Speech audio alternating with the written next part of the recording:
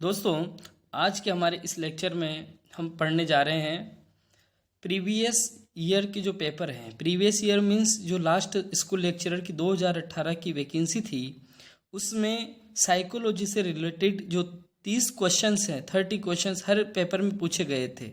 हर paper में 30 questions पूछे गए थे। उन सभी प्रश्नों को अब हम यहाँ पर रिवाइज करेंगे दोस्तों। तो आज मैंने ब्रेक किया है। हमारा जो सीरीज़ चल रही थी, 5 लेक्चर हम पढ़ चुके थे साइकोलॉजी के।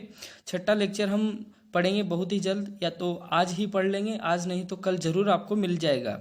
लेकिन उससे पहले मैंने सोचा कि आपको एक बार कुछ प्रश्नों से रूबरू करवा दूं, जिससे आपको पता चल जाए कि हमें प्रिपरेशन कैसे करनी है। दोस्तों, इस लेक्चर में हम लगभग 10-11 प्रश्न पढ़ेंगे, जो कि 2018 की वैकेंसी में जो कॉमर्स के पेपर हुआ था उसमें आए थे।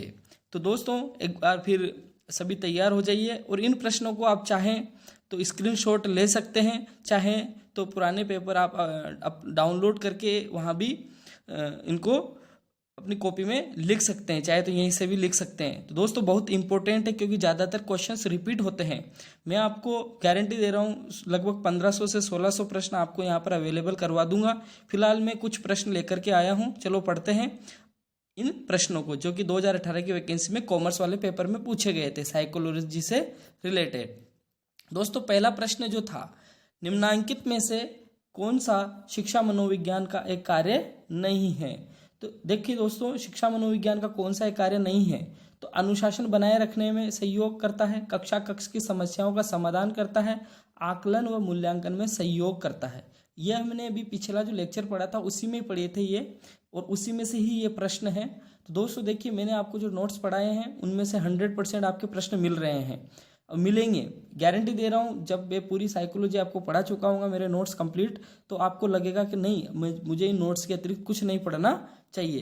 तो दोस्तों, अनुशासन बनाने में भी सहयोगी होता है, कक्षा कक्ष की समस्याओं का भी समाधान करता है, और आकलन और मूल्यांकन में भी सहयोगी होता है। डी ऑप्शन है, कोई विकल्प सही नहीं है। हाँ दोस्तों, इनमें से कोई सा भी गलत नहीं होने की वजह से कोई विकल्प सही नहीं है, इसलिए आंसर हमारा डी हो जाएगा, क्योंकि ये जो तीनों ऑप्शन है ये शिक्षा मनोविज्ञान के कार्य हैं। सेकंड क्वेश्चन है, शिक्षा मनोविज्ञान नहीं है। तो शिक्षा मनोविज्ञान नहीं है। एक और चीज़ बता दूं, इंग्लिश मीडियम वाले जो स्टूडेंट हैं, वो पीछे मैंने इंग्लिश में लिख रखा है, तो वो आसानी से वहाँ से भी पढ़ करके समझ सकते हैं। मैंने नहीं, ये एज इट इज़ जो एग्जाम पेपर में था, एज इट इज़ मैंने यहाँ पर ट्रांसलेशन लिखा है। बाकी समय का ध्यान रखते हुए मैं इनको थोड़ा जल्दी समाप्त करना चाहता हूँ। दोस्तों, शिक्षा मनोविज्ञान नहीं है, तो शिक्षा मनोविज्ञान की एक अनुप्रयुक्त शाखा है। अनुप्रयुक्त मतलब N applied branch of psychology. मैंने नोट्स में आपको लिखा है कि ये अप्लाइड ब्रांच है, अप्लाइड साइकोलॉजी है, या अप्लाइड साइंस है। शिक्षा का विज्ञान है, the science of education, correct है। धनात्मक विज्ञान एक पॉजिटिव साइंस है, ये भी करेक्ट है। यह एक मानक विज्ञान है, नॉर्मेटिव साइंस। यह ऑप्शन सही नहीं है दोस्तों, यही शिक्षा मनोविज्ञान से संबंधित नहीं है। यह प्रश्न सेकंड ग्रेड 2018 में भी आया था, वहाँ पर भी नॉर्मेटिव साइंसिस का आंसर था। तो दोस्तों, दोनों प्रश्न ऐसे प्रश्न जो अब तक हमने नोट्स पढ़े हैं उनमें से हैं। ठीक है दोस्तों, तीसरा प्रश्न पढ़ते हैं। निम्नांकित में से कौन सा कथन शिक्षा मनोविज्ञान के संदर्भ में सही नहीं है? Which of the following statements is not correct about educational psychology? अर्थात शिक्षा मनोविज्ञान के संदर्भ में कौन सा ऑप्शन सही नहीं है? पहला ऑप्शन है, इसका संबंध शिक्षा के क्या और क्यों से है। सही है। यह शैक्षिक वातावरण में एक व्यक्ति के व्यवहार के अध्ययन के लिए वैज्ञानिक विधियों का प्रयोग करता है। हाँ दोस्तों, यह वैज्ञानिक विधियों का प्रयोग करता है, यह भी सही है। यह शिक्षण शिक्षार्थी एवं शिक्षण अधिगम परिस्थितियों से संबंधित है, यह भी करेक्ट है, क्योंकि इसमें टीचर लर्नर और टीचिंग लर्निंग सिचुएशंस इंक्लूडेड होती है। यह एक पूर्ण विज्ञान नहीं है, it is not a perfect science. तो दोस्तों, हम नहीं कह सकते कि ये परफेक्ट साइंस नहीं है, ये परफेक्ट साइंस भी हो सकती है और नहीं भी हो सकती है। और ये इसका संबंध शिक्षा के कब, कैसे से भी होता है। तो ये जो ऑप्शंस हैं, एग्जामिनर को जो जहाँ से की जारी की गई उसको उचित नहीं लगे, तो इस प्रश्न को डिलीट कर दिया गया है। ध्यान रखना दोस्तों, इस प्रश्न को डिलीट कर दिया गया। अगला क्वेश्चन है, बहुत इजी क्वेश्चन, जो कि लगभग 99 हर प्रकार के एग्जाम में पूछा जाता है। मनोवैज्ञानिक ने, ऐसा कौन सा मनोवैज्ञानिक है जिसने किशोरावस्था को तूफान एवं तनाव की अवस्था कहा? तो एक ही साइकोलॉजिस्ट का नाम सामने आता है वो है स्टैनले हॉल। जब हम अवस्थाएं पढ़ेंगे, बाल विकास पढ़ेंगे, चाइल्ड डेवलपमेंट पढ़ेंगे, चाइल्ड साइकोलॉजी पढ़ेंगे, तो वहाँ इनका नाम आप आसानी से पढ़ेंगे। अगला क्वेश्चन है सांवेगिक बुद्धि अर्थात इमोशनल इंटेलिजेंस। इमोशनल इंटेलिजेंस के जनक कौन है या द फर्स्ट टाइम किसने इसको इंट्रोड्यूस करवाया? तो दोस्तों यहाँ आपके नाम कन्फ्यूजन होता है 3 नाम में, Peter Salovey, John Mayer and Dan Goleman. बाकी थॉर्नडाइक और स्किनर का इमोशनल इंटेलिजेंस से कोई मतलब नहीं है। तो दोस्तों हमेशा ध्यान रखना, हमारे जो एग्जाम में ऑप्शन आए थे पीटर सैलोवे एंड जॉन मेयर एक साथ, तो यही ऑप्शन करेक्ट होगा और यही आपका आंसर है। कोई प्रश्न आ जाए इमोशनल इंटेलिजेंस फर्स्ट टाइम किसके द्वारा इंट्रोड्यूस करवाई गई, तो पीटर सैलोवे एंड जॉन मेयर के द्वारा। दोस्तों अगला जो प्रश्न है हमारा वो है एरिक इरिक्सन के अनुसार किशोरावस्था के लिए नियामक संकट है, नॉर्मेटिव क्राइसिस, एक संकट कौन सा है? तो दोस्तों हम जब पढ़ेंगे एरिक इरिक्सन की जो अवस्थाएं हैं वो भी पढ़ेंगे, हमारे सिलेबस में है। जब हम सिगमंड फ्राइड के संबंध में पढ़ेंगे, है ना, कोलबर्ग के संबंध में पढ़ेंगे, सबके संबंध में आगे चल करके जब हम पढ़ेंगे तो ये आएगा टॉपिक। तो दोस्तों विश्वास बनाम अविश्वास, trust versus mistrust. Second option है पहचान वर्सेस भूमिका संभ्रम, आइडेंटिटी वर्सेस रोल कंफ्यूजन, स्वायत्ता वर्सेस ग्लानि अर्थात ऑटोनोमी वर्सेस शेम, अंतरंगता बनाम अलगाव अर्थात इंटीमेसी वर्सेस आइसोलेशन। तो एरिक इरिक्सन के अनुसार किशोरावस्था के लिए नियामक संकट है। देखना दोस्तों ये जो इंटीमेसी और आइसोलेशन है ना, ये प्रौढ़ावस्था में आता है। ऑटोनोमी और ग्लानि ये भी प्रौढ़ावस्था में चलता है। ट्रस्ट मिसट्रस्ट जो बाल्यावस्था में चलता है, और ये जो पहचान आइडेंटिटी और रोल कन्फ्यूजन ये किशोरावस्था में आता है इरिक्सन के अनुसार। सेकंड अगला क्वेश्चन है हमारा, कोहलबर्ग ने नैतिक सिद्धांत के अनुसार, है ना, इथिकल थ्योरी, नैतिक सिद्धांत का मतलब है इथिकल थ्योरी के अनुसार कौन सा कथन चौथे चरण की विशेषता दर्शाता है? जब हम उनके 4 चरण पढ़ेंगे तो वहाँ पर पहला ऑप्शन हमारे लिए दंड अनुपालना, अभिविन्यास, पनिशमेंट, ओबीडियंस, ओरिएंटेशन, अच्छा लड़का अच्छी लड़की अभिविन्यास, good boy good girl orientation, सामाजिक अनुबंध अभिविन्यास, सोशल कॉन्ट्रैक्ट ओरिएंटेशन, और फोर्थ ऑप्शन जो है हमारा डी, कानून और व्यवस्था अभिविन्यास, लॉ एंड ऑर्डर ओरिएंटेशन। दोस्तों यही आंसर आरपीएससी के द्वारा करेक्ट माना गया, लॉ एंड ऑर्डर ओरिएंटेशन। बाकी हम कोलबर्ग का जो सिद्धांत पढ़ेंगे तो वहाँ अच्छी प्रकार से पूरा टॉपिक डिस्कस करेंगे।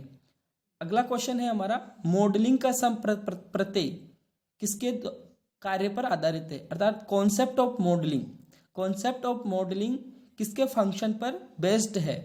तो ध्यान देना दोस्तों, इसमें वॉटसन ऑप्शन में था, स्किनर ऑप्शन में था, सिगमंड फ्राइड भी था, लेकिन ये तीनों का इनसे कोई संबंध नहीं है। मॉडलिंग की जहां बात आ जाए तो ध्यान देना, अल्बर्ट बंडूरा जो सामाजिक थ्योरी इन्होंने दी थी, इनका जब हम पढ़ेंगे डोल वाला, जोकर वाला जो इन्होंने एक एग्जाम्पल दिया था अपनी थ्योरी में, तो ध्यान देना दोस्तों मॉडलिंग का कॉन्सेप्ट अल्बर्ट बंडूरा के कार्य पर आधारित है।